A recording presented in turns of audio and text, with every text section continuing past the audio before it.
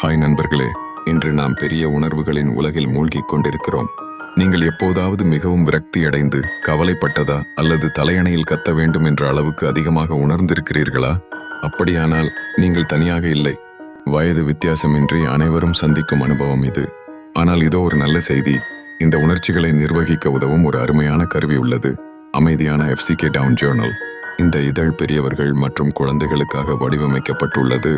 மேலும் இது பாதுகாப்பான இடத்தில் விரக்திகளை கையாள ஒரு ஆக்கப்பூர்வமான கடையை வழங்குகிறது.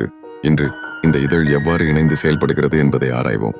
பத்திரிகையின் உள்ளே பல ஈர்க்கக்கூடிய பிரிவுகள் உள்ளன. ஒவ்வொன்றும் பெரிய உணர்ச்சிகளை திறம்பட செயல்படுத்துவதை நோக்கமாக கொண்டுள்ளன. முதலாவதாக தி ஒர்ரி டிடெக்டிவ். இது உங்களை ஆழமாக தோண்டி உண்மையில் என்ன தவறு போன்ற கேள்விகளை கேட்க உங்களை தூண்டுகிறது. உதாரணமாக, உடைந்த குக்கியை பற்றி நீங்கள் அழுவதைக் கண்டால் இந்த பகுதி உங்களை பிரதிபலிக்கும். ஒருவேளை குக்கியை பற்றியது மட்டுமல்ல, ஒருவேளை நீங்கள் நீண்ட நாட்களாக சோர்வாக இருக்கலாம். கவலையின் உண்மையான மூலத்தை கண்டறிவதன் மூலம் உங்கள் உணர்ச்சிகளை மிகவும் திறம்பட எதிர்கொள்ளத் தொடங்கலாம். அடுத்தது தி லெட் இட் கோ லிஸ்ட்.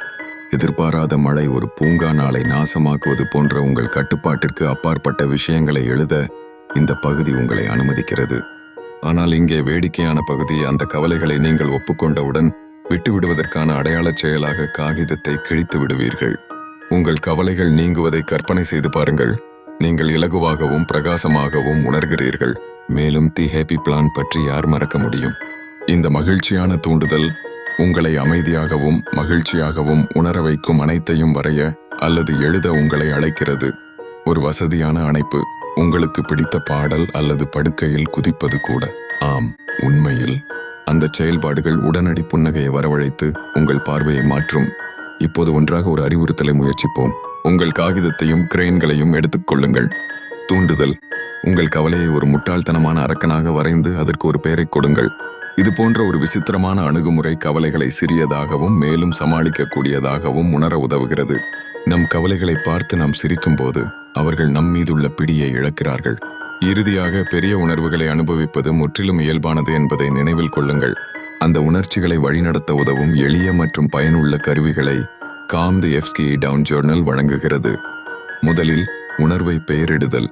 இரண்டாவதாக, அது உண்மையாக உள்ளதா என்று கேள்வி எழுப்புதல்.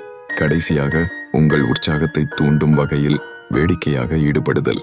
எனவே நீங்கள் உணர்ச்சி வசப்பட்ட சில வழிகாட்டுதல்கள் தேவைப்படும். வயது வந்தவராக இருந்தாலும் சரி, அல்லது இந்த சமாளிக்கும் வழிமுறைகளை கற்றுக்கொள்ளும் குழந்தையாக இருந்தாலும் சரி, இந்த பத்திரிகை ஒரு சிறந்த ஆதாரமாகும்.